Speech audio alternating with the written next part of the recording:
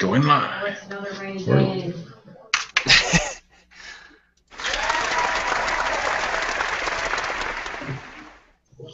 All right, you're listening to Geek Vice coming to you from Tornado Central America. How did your sirens go off tonight? Oh yeah, all freaking night. I drove home during the worst of it. Yeah. So tornado sirens were going off as I passed through every suburb. Yeah, I got home and all the kids, or the babysitter and my oldest kid, were in the sub-basement, because he was freaking out that the sirens were going off. Because this is in the 6 years that he's been alive, this is the first time he's remembered the sirens ever going off.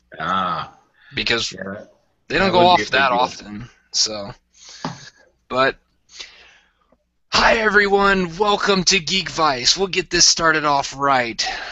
We're struggling to be heard across the vastness of the World Wide Web. We dare to go where millions of men have gone before. I mean, really, someone had to show us how to do it. Thanks for joining us in our geekdom as we discuss all things geek and sometimes relevant topics. I'm Morph, your bartender for the zombie apocalypse. That man is Kip, a man boldly going from the couch to the kitchen and back again. This is episode 85, and welcome to Geek Vice. Wow, that was pretty impressive. How'd you like that? See, I need to like record that, and then we can just put that in every time instead of me having to read it every time, because I'm gonna screw it up 9 times out of 10. Well, don't look at me. I'm not gonna get it right. So, how are you doing tonight? You're safe from the tornadoes, I'm assuming. I am safe from the tornadoes. It rained pretty hard to the point I realized my rain gutters probably need to be cleaned out. So that's bad news right there. Yeah. It was bad enough that I didn't hear the tornado sirens until I kind of got into my neighborhood, and it's probably because of the way I was coming from was not a residential area. I kind of came the back way home, because apparently everyone forgets how to drive in construction when it's pouring down rain and you can't see. You just follow the taillights in front of you. It's not that hard. But people forgot that, and so I came the back way home, and so there's no sirens back there since there's no houses that way. So I avoided that at least until I got home and I get a phone call, or get into the neighborhood, I get a phone call saying, "Are you home yet? The sirens are going off." I'm like, "Hold on, let me roll my window down because I can't hear any sirens." So yeah, I get home and everybody's in the basement freaking out. So I tell them, "It's okay, come upstairs, we'll turn the TV on, watch the weather. It's all good. No tornadoes, just a false alarm." Which is a good thing. I mean, I drove home in, like I said, the worst of it, and I had Holly on the phone, and she was like, I don't think this is all that bad. I think the worst is over and all that kind of stuff. So nobody was going into the basement of our house. Yeah, I can understand that. They even said on the weather, it's, the sirens are going off because it could be a tornado, but the storm wasn't the right kind of storm to really sustain a tornado. It just had some winds that kind of spun in circles. So yeah. But the wind was blowing hard enough to at least freak some people out. They said there could be some serious damage. So we just didn't get any down in our neck of the woods. Before we start off this show, I got to kind of go with the obligatory sport news. I don't know, in case you guys hadn't noticed, on Sunday, July 5th, the U.S. Women's World Cup team are champions. World champions. Crowned world champions. And the only thing I was upset with the Fox coverage was at no point in the post-game did they play "We Are the Champions." I mean, come on. Really? That's like supposed to be done. It's like mandatory. That's why Queen wrote the song, so they could make money on it forever. I think I'm good with that. I'm also good with, at the beginning of a football game, not playing Start Me Up by the Rolling Stones. That song does not fire up anybody. I do not, just because it says Start Me Up in the chorus does not mean it's a good fire you up song. Come on, people. You can do better. You'd be better off. They should do like Thunderstruck or something. That always gets hell me. Yeah. Big guitars, big drums. Let's do this thing. Yeah. No, for those of you that don't know, US won. They kicked the crap out of Japan, and yes, it happened. What was it, 70 years ago? It just happened again. Not 70. Is it really that long ago? Yeah. Wow, it was. 1945 was 70 years ago. Yeah, so 70 years ago, the U.S. kicked the crap out of Japan once. We did it again this year. Boom. Less bloodshed this time. Yeah, just no more glowing babies. Yeah. So, this week we'll probably have last week we ran long. This week we're probably going to be short. We're going to save up a little bit of stuff because next week is going to be really long. Wednesday starts the San Diego Comic-Con, and I think it's either Tuesday night or Wednesday night is the preview night. And then the con runs, I believe it's Thursday, Friday, Saturday, Sunday. So we will probably have a crap ton of news to cover next week, so we'll probably keep this one a little shorter than normal. So some people might be happy after the last couple episodes of an hour, hour and a half long. Yeah, we tended to get a little long-winded the last couple. Another thing that's coming up this week is Eddie of the Doug and Eddie Show is going to be in town, and we're going to get together and do some gaming, so I'll have that to discuss as well. There we go. Maybe even do a little recording action while we're doing it. You should. You definitely should. See if you can come up with better things than Bartender for the Zombie Apocalypse and Man from the Couch to the Kitchen. He's witty and clever.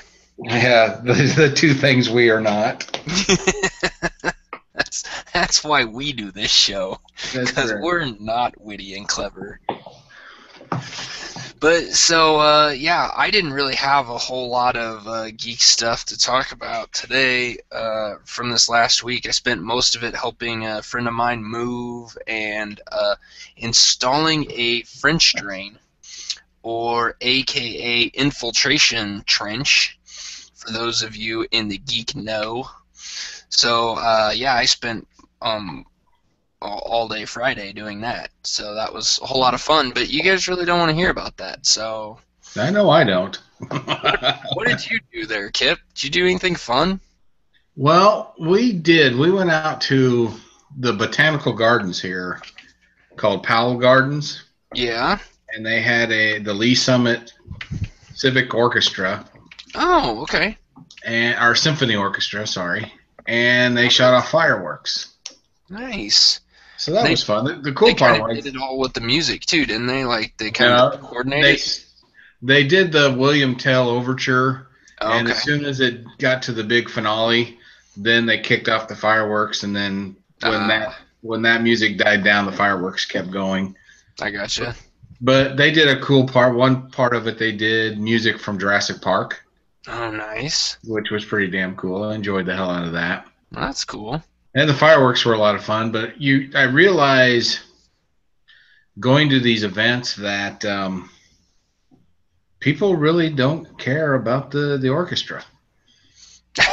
It was called Booms and Blooms because it's a botanical garden and because of the fireworks. But they really should have just called it Food and Fireworks, because that's all people were there for, was to eat and watch the fireworks. Well, that and stare at their phones. That's kind of sad. It's, I've noticed that more and more, and I even catch myself at times, just like you're out somewhere and you just pick up your phone and start looking at something and then get sidetracked while you're looking at your phone instead of paying attention to whatever it is you're there to do. This family in front of us had like this, it was like a wagon, but it had canvas sides. Uh-huh. And it was just full of food. I think they had more food in there than what we buy for a week's worth of groceries. How to be many honest. kids did they have? I think it was it one or two? What? Those people with the wagon. They had at least 3 devices going. No kids. Oh, God, it was endless. So endless means 2. So I love your so wife. so what they were doing is before it got dark, the symphony was playing, and what these people did was they all had their cell phone, and then they had a tablet. And they never looked up from any of these devices. They passed the tablet around because they were playing a game, and if they weren't playing the game on the tablet at the time, they were staring at their phone. And if they weren't staring at their phone, it's because they were shoveling something into their face, like Pringles or all sorts of other stuff I was jealous that I didn't have. You should have just reached over and took some. They would have never known it was gone. I think I could have taken the wagon, and they wouldn't have noticed for at least a little while because, yeah, nothing was getting in the way of staring at the phone. You know, I did see the internet meme on Facebook about is anybody going anywhere to stare at the phone in an exciting place or something like that? Yeah. That was kind of that. There was another family behind them where they had a tween girl, and she spent the whole time on her phone. And I kind of felt guilty when I pulled my phone out to take a couple of pictures. So, Yeah. Well, especially if they're playing music. I mean, I'll look at my phone while, maybe before the symphony starts, when you're sitting there waiting for them to start and you're just trying to pass the time. That's usually where I catch myself, and I feel bad for that. Because I'm like, I don't want to be that guy. Or, seeing some picture on Facebook and like, hey, look at this. But once the music starts, like, I'd rather listen to the music than look at my phone. That's what I went there for.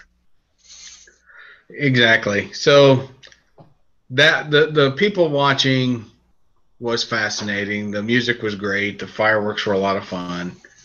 The funny part about it is it was $12 a person to get in. Mm-hmm. So we pull up there, and I roll down my window, and the girl hands me a map, and she goes, "You'll pay the next girl up there." And it's like, all right. So we pull up to the next girl, and she just waves us on.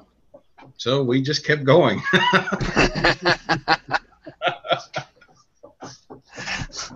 Well, maybe you're lucky contestant number 100. You were the 100th visitor. You get in for free. They were just happy to see a car without 10,000 kids in it, I think. Oh, I'm sure. Yeah. Wow, But it was fun. sure. I had a good time. I'm kind of surprised that you and your wife, the people who really don't like going out in public, went out to a big public event like that. We like going out in public, Mr. I never go anywhere besides my house and work. Besides that, we actually even went to the movie theater. I know What? you don't really remember what that is, but it's this big building that has multiple rooms in it that have screens that they show moving pictures on. Really? Yeah, we That's went. That's crazy. We Is went there and did that. too? What's that? There's sound effects with these moving pictures? There's sound and everything. Whoa. Yeah, I know. So what'd you go see? We went and saw Terminator Genesis. Oh, yeah? And What'd you think? We read all the reviews and everything, and they were pretty lukewarm at best. That's what I heard too. I think Entertainment Weekly, I think, gave it a C- or something like that. That's right. So, and maybe it was because we had low expectations because of all this, but I really liked it. In fact, I liked it better than Jurassic World. Really? Yeah, and maybe because I was old enough to appreciate the very first Terminator movie in the theater. Right. So there were a lot but of nods to that. a lot of the things that I heard, a lot of the problems that I heard was the movie didn't fit with the other movies.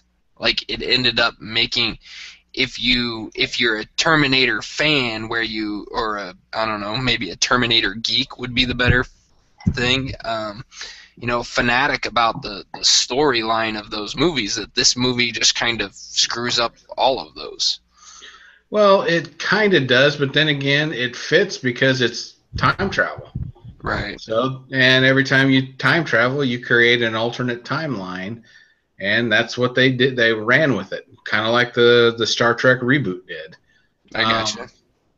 It worked with me for me. I mean, Arnold Schwarzenegger was a bigger part of the movie than I thought he was going to be, and he was there for comic relief, and he was funny. Yeah.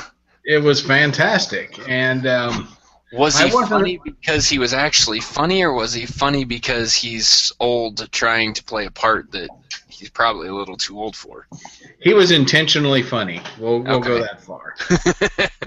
He, of course, he played the emotionless robot, but he did it well and with some comedic flair. It was good. The only thing I did not like is I did not like the guy who played John Connor. Okay. To me, he didn't fit. He didn't fit the role. And I don't know if that was the script or if it's the actor.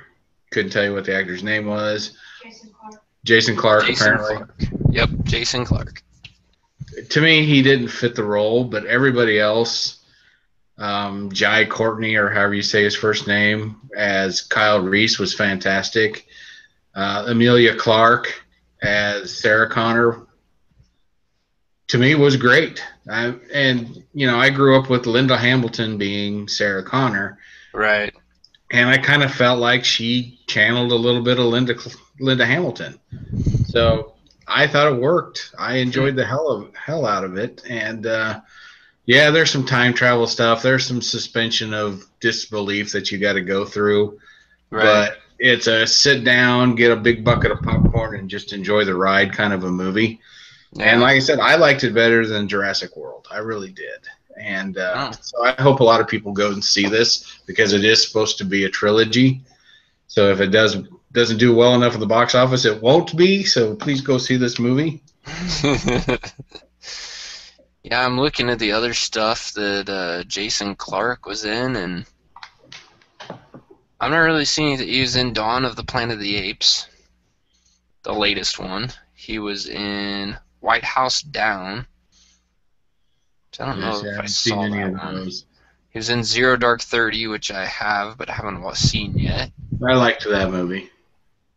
I'm not saying he's not a good actor. I'm just saying I don't think it was either the part wasn't right for him or the part wasn't written the way I thought John Connor should be written.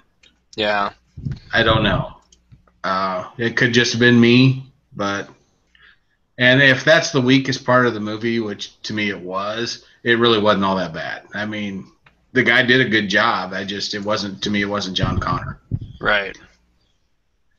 Either was Christian Bale. Just wanted to throw that out there. But but yeah, I liked it a heck of a lot. I'm not going to give anything away on it, even though I think the trailer gives it all away. Just a fun ride. Yeah, that's all I can say. All right. So, the one thing that I did do over this last week is I'm trying to get caught up on all the shows from last fall, or I guess last spring, that I hadn't watched, or this last season's. And the one that I still had recorded that I've kind of just been putting off, and because I just wasn't sure what I was going to think about it, and is Person of Interest. And I know this is a show that you haven't watched and that your wife can't stand. But we watched 1 or 2 episodes and hated it. Yeah, this show, man, it at least, it's interesting in what they have done through each of these episodes, through each of these seasons. They have gone and kind of flipped this thing on its head. It was going one way for a while, and now they've gone and changed it up some.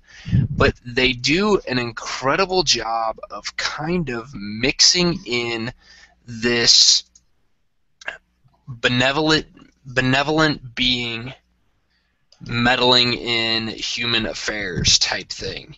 This concept of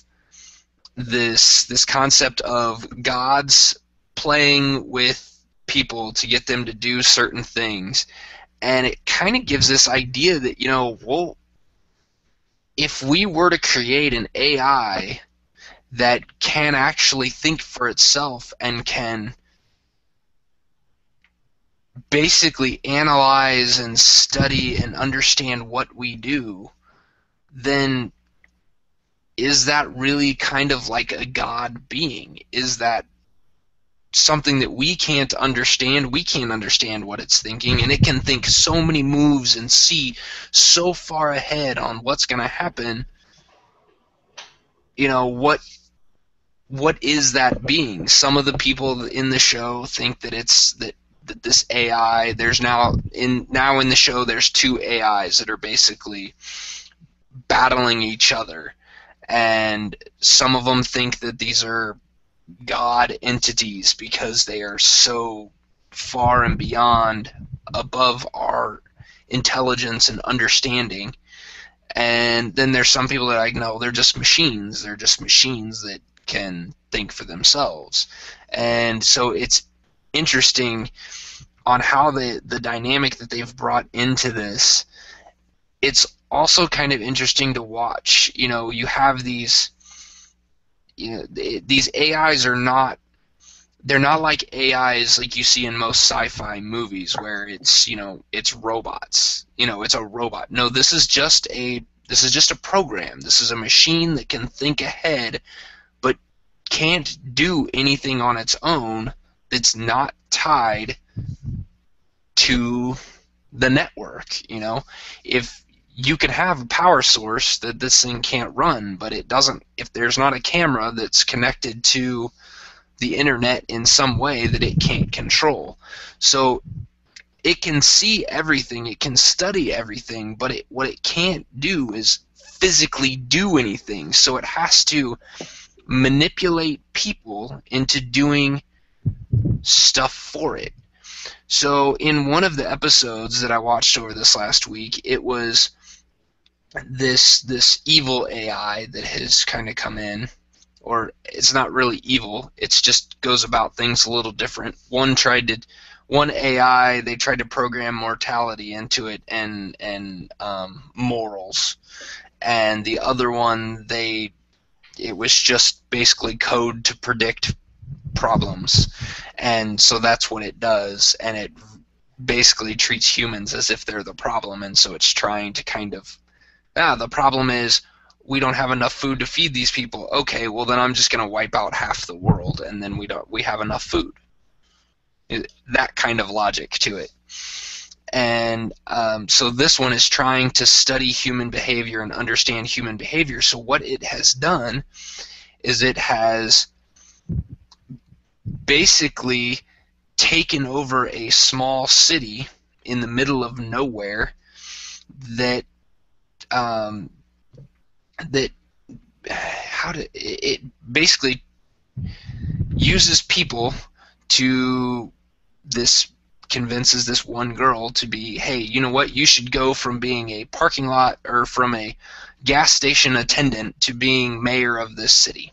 All you have to do is follow the rules, follow the directions, and she just gets text messages on her phone on what she should do. And she's like, okay, so she does it. Well, it ends up being that in order to study human behavior, they basically takes the city and plummets it into depression, and then to bring it back out of depression, people in this small podunk city start winning the lottery.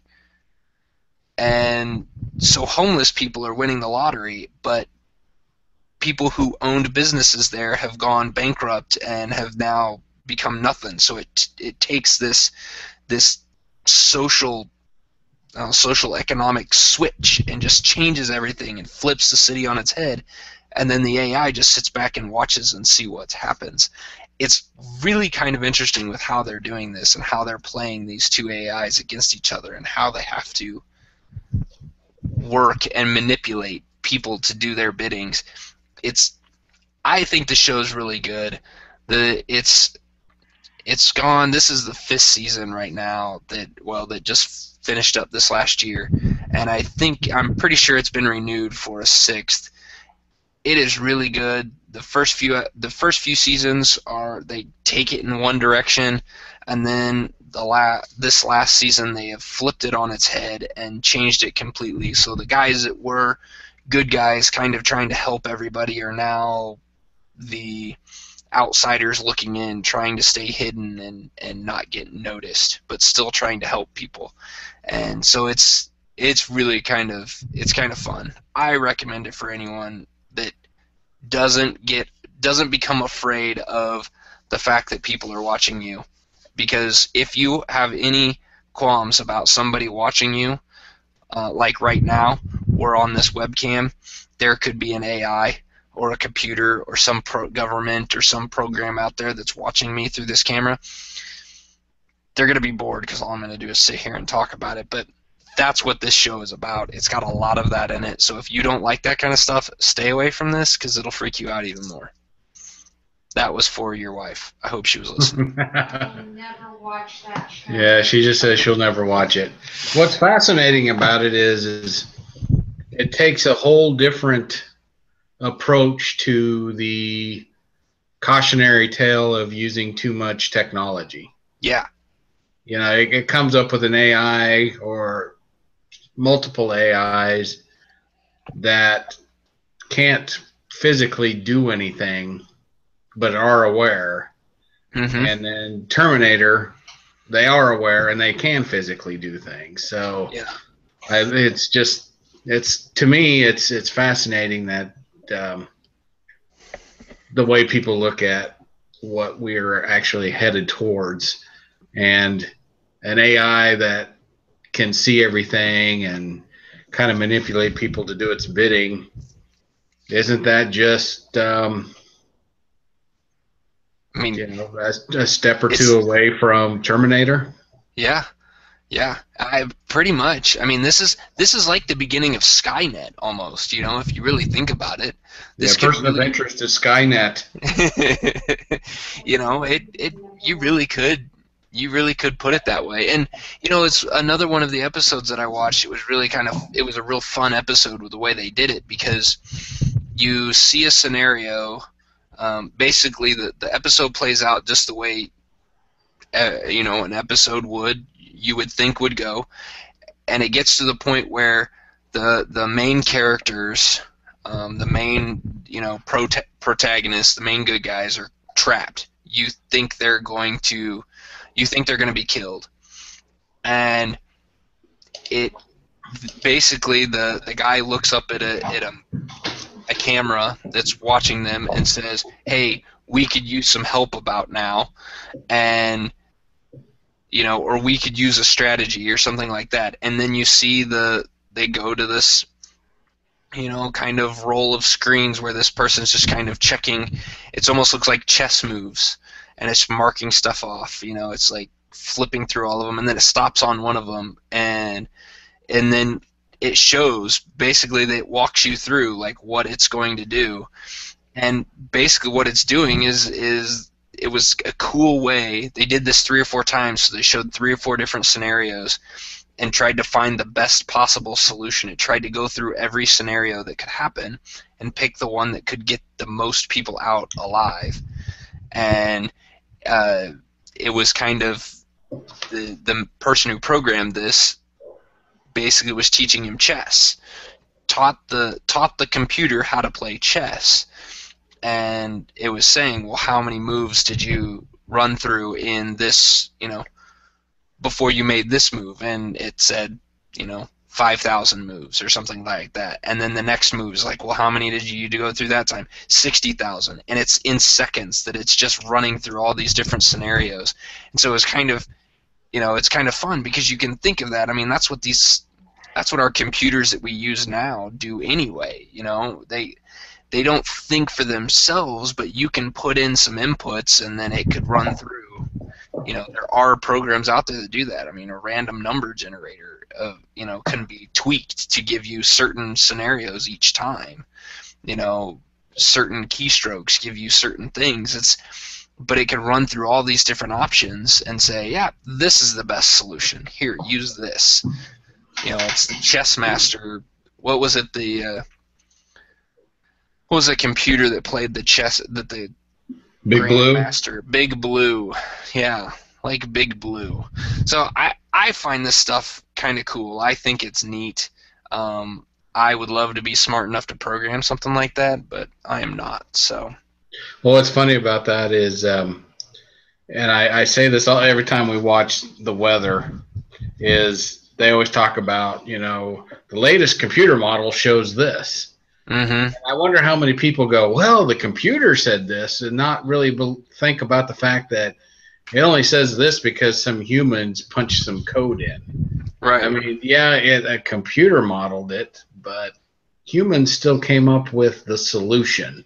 Right. And they put in the criteria for it, and eventually it could get to the point where where there isn't a human putting in the data. Yeah, and that's AI. But right now it's still garbage in, garbage out. Yep, and we know that all too well. Oh yeah, that's my job. Yeah. So what else have you got going on for us there? What have you been watching on TV? We have been addicted to this show called Bar Rescue, and I don't know if you're familiar with it. But this guy named John Taffer basically goes in and fixes these bars that are like months, weeks away from closing the doors forever.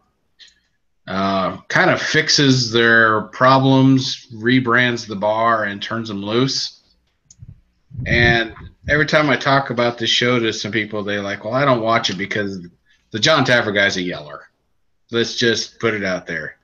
He blows his top pretty quick, and he yells at people, which is sometimes it does get a little bit uncomfortable.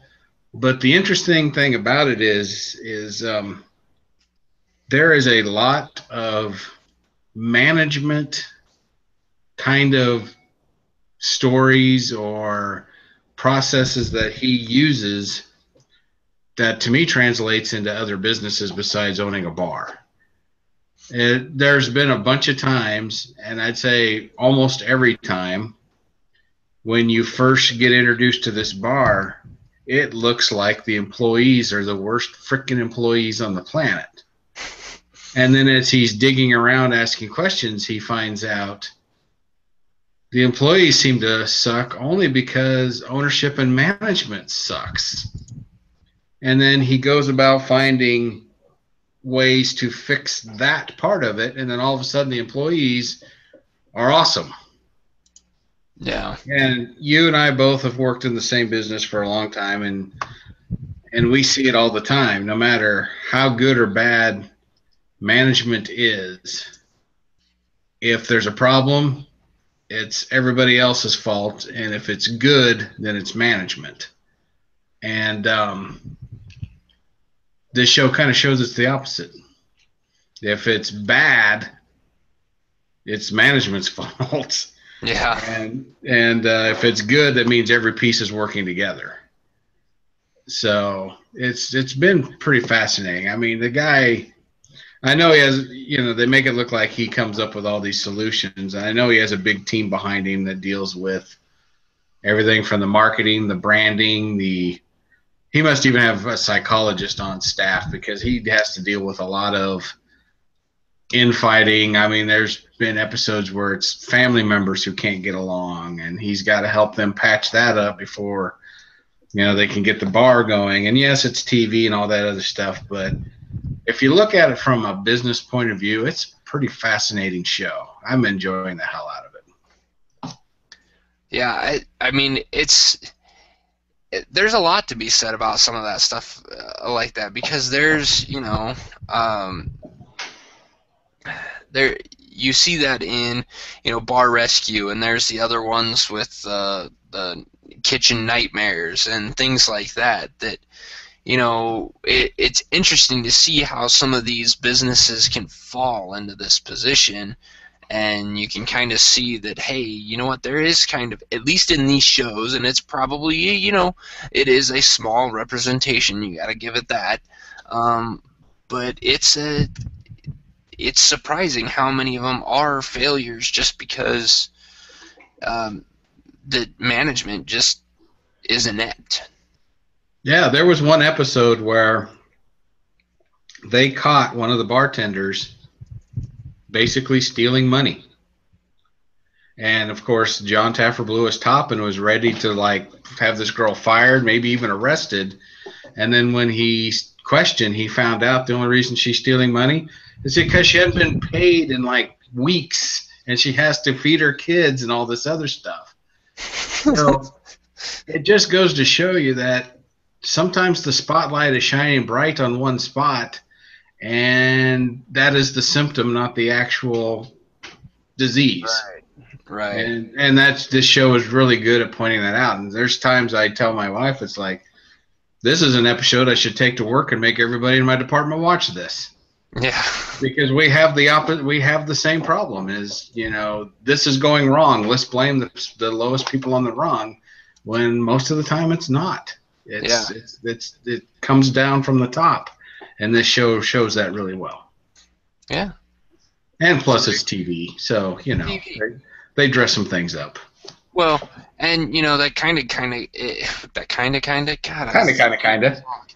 that goes into an article that I actually found today, and it was an interview with Dustin Hoffman on The Guardian, the newspaper, not The Guardian, the TV show.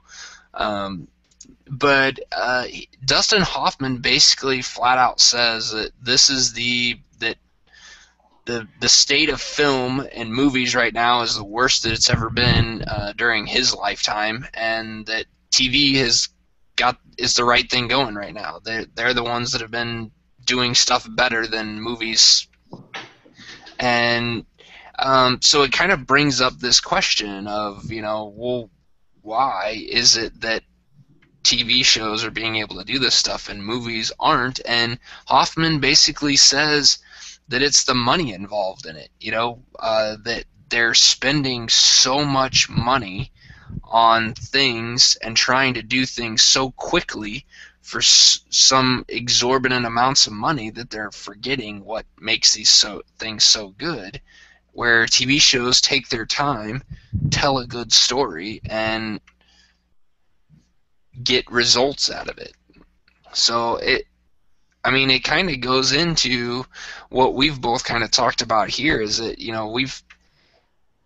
Terminator Genisys was really good, but was it really as good as some of the other stuff that we've seen on TV? Or is it just that it was, could that have Terminator Genisys been really good if they would have taken that same dedication, that same storyline?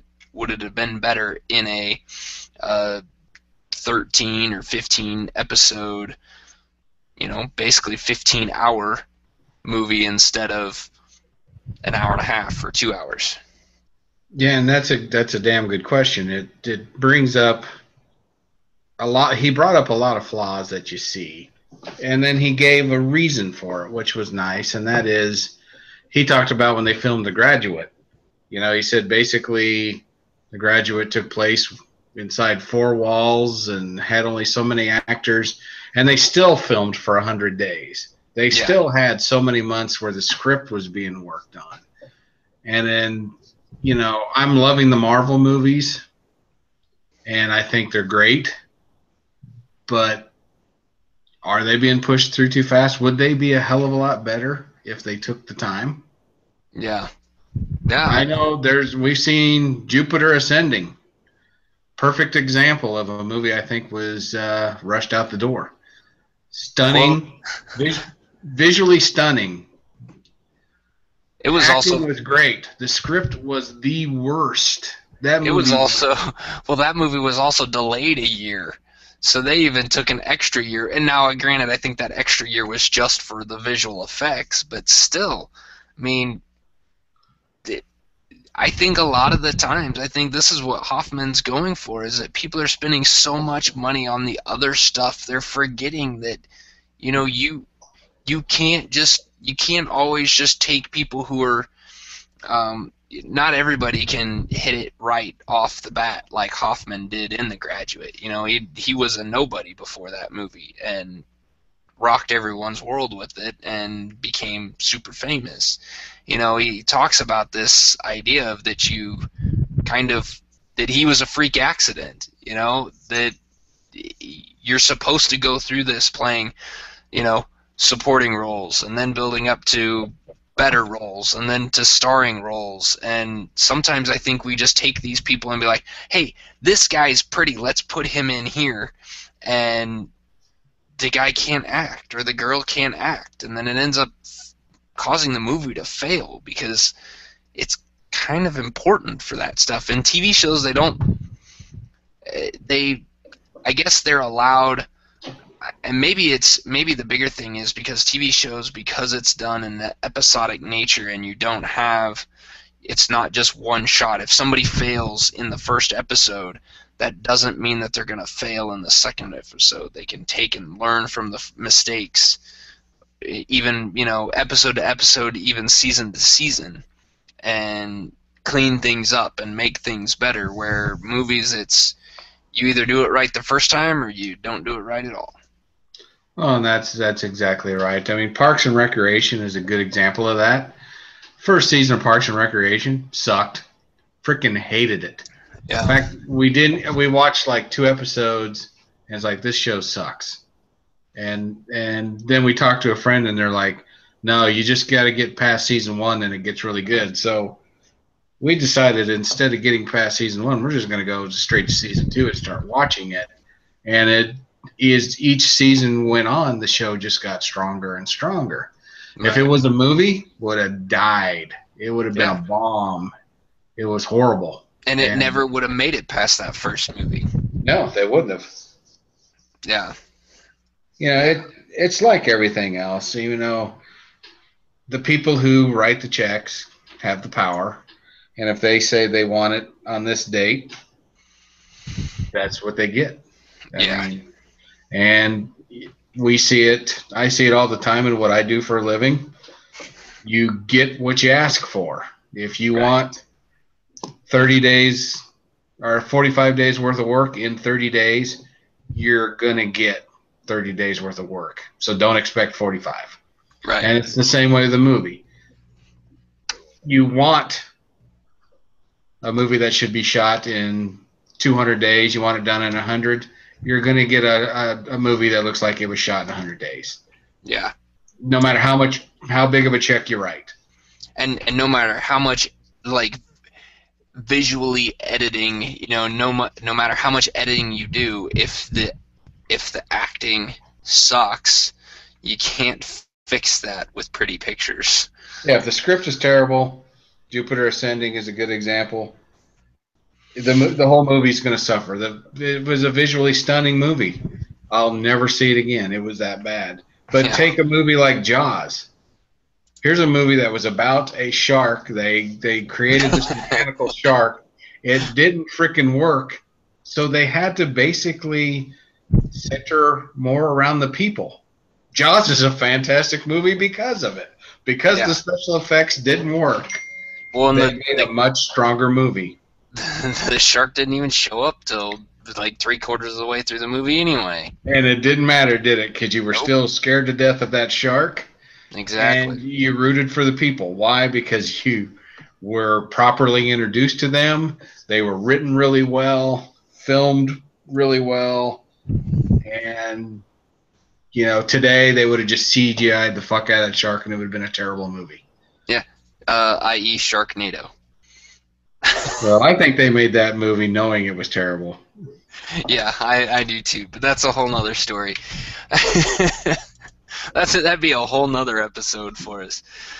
And the fact that they're making another one. But again, let's not go down that road.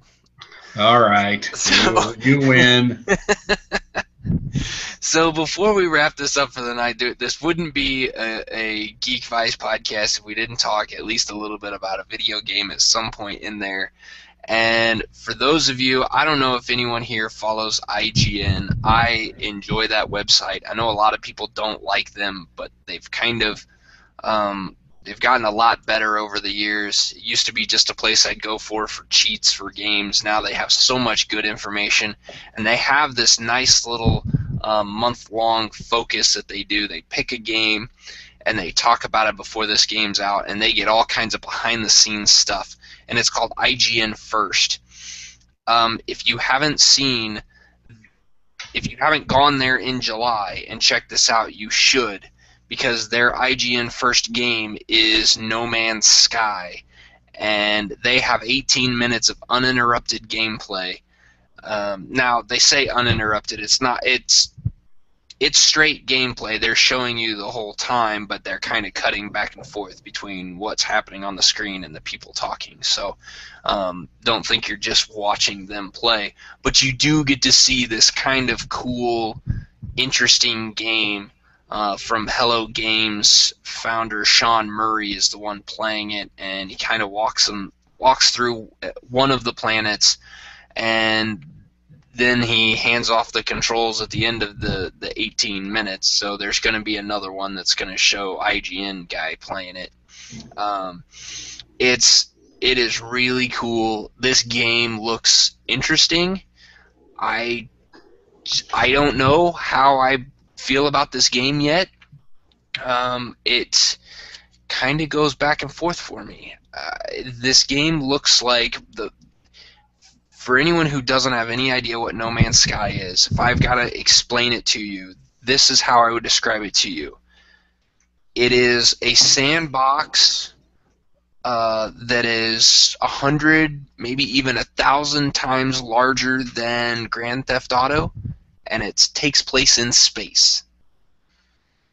The downside to it, or at least my downside to it right now, is everything they've shown me shows me Grand Theft Auto in space, a Grand Theft Auto sandbox, not the actual gameplay of Grand Theft Auto in space, which would be cool too.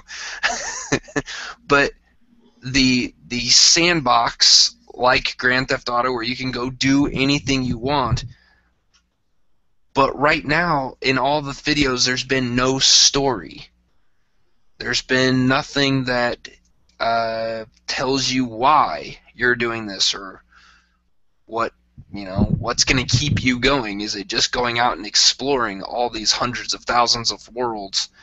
And if you're going to be running into other humans while you're doing this, or if it's just going to be running into computers, computer NPCs. But I'll tell you one thing, they've done an incredible job. This thing is visually stunning. It is an interesting concept, and right now I kind of want to play it. I want to see, but I want to see more of it. Like, I'm not sure I want to pay for it. I don't know what I'm going to get out of it. If I'm going to plump $60 down, is it really going to be worth $60, or am I going to get bored after a couple hours of gameplay? Yeah, that's a concern, because I watched that 18-minute video, and yeah, getting into the spaceship and flying from one planet's surface to the next, that's pretty cool. And the rest of it was just wandering around, shooting things, shooting these red things sticking out of the ground for no apparent reason. Well, it was to get minerals to then sell to get money so that you can upgrade your ship. But why do I need why? Exactly. Why do you care? To go to a different planet, but why again? Why? Like, give me a why. Right now, everything they've shown me is what you can do, but I have no why I'm doing it. Yeah. And, being a first-person perspective, if I don't have something to do and I'm just wandering around, I know I'm going to get motion sick. Yeah. I'm going to get bored. So I've got, Call of Duty is first-person, and I don't get motion sick on that. But if I'm in a first-person environment and I'm just wandering around, having to look at every little thing, I get motion sick. Like the video game Thief, I can't play it. It makes me sick. I have a feeling it's going to be that way. So hopefully not. But I'll be curious as they release more information, what the actual overall plan is, because it looks like it could be just one great big MMO, which would be pretty sweet. Yeah, and it'd be kind of cool. They haven't said anything about whether or not this is going to be. There's going to be interaction with other people on there. Well, their tagline is it's a game about exploration and survival in an infinite procedurally generated galaxy. Right. So take that for what you will. Procedurally generated galaxy Usually means you're going to be all by yourself. Yeah, it doesn't make me want to run out and purchase the game. But as they release more information, I'm going to be curious to see what it actually is. I mean, I was excited about Destiny being an MMO and a first-person shooter, and hopefully as they release DLC and things like that it's gotten better. But the first release, I got bored pretty quick. Yeah. And I have things to shoot at and objectives to do. So hopefully this game has some objectives or something, or otherwise I will turn it off pretty quick. Yeah, and it's just, you know, it's got such lofty goals. I'd like to see them reach those goals, but right now I'm just, you know, it looks cool. I'm not gonna say it doesn't. It looks really cool. I just don't know why I'm gonna play it. Well, stay tuned. We may find out as they release more and more video and give more and more information. Yeah. So calling it a procedurally generated galaxy, I'm not smart enough. It just leaves me a little bit confused. Right. Yeah. So I don't know. I guess we'll see what happens. So what do you think, Kip? You good? You ready to call the show? I think I am. I'm ready for what is it? San Diego Comic-Con. I'm ready to see what comes out of that. I won't be there. Nope. One day maybe, but maybe. I won't be there this year. Maybe one day, maybe sometime we'll get some sponsors that'll want to send us there. How about that? So if you want to sponsor us and send us to San Diego Comic-Con, go try to buy tickets. Get me an airplane ticket. Tickets to the show, and then also some place to stay. Actually, you don't even have to get me a place to stay. I'll just sleep in a rental car. Just sleep in a van down by the river? Yeah. So, but, you know, you guys can follow us in all kinds of different places. You can check us out on our blog at geekvice.blogspot.com. You can follow us on Google Plus and Facebook. Just search for Geek Vice. You can follow us on Twitter. I've been kind of lazy with Twitter this last couple weeks or so, but hopefully we'll get some more stuff out there. Going to be trying to do some more stuff and play some more games and watch some more movies, so I'll be tweeting about those. You can follow me on Twitter at GeekVice. You can follow Kip on Twitter at KipKilligan. Right down there on the scrin if you're watching. There it is. On YouTube. If you're not, it's KIPKILLAGIN. Just how it sounds. Kip Killigan.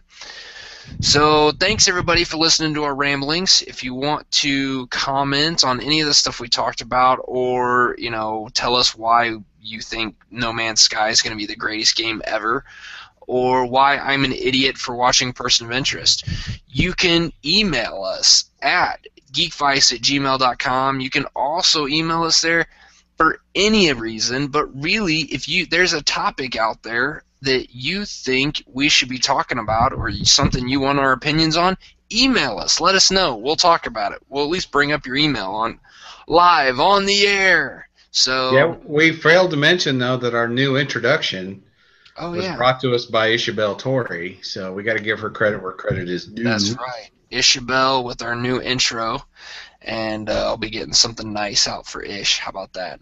That works. Ish, I'll reach out to you. We will. I have your email address.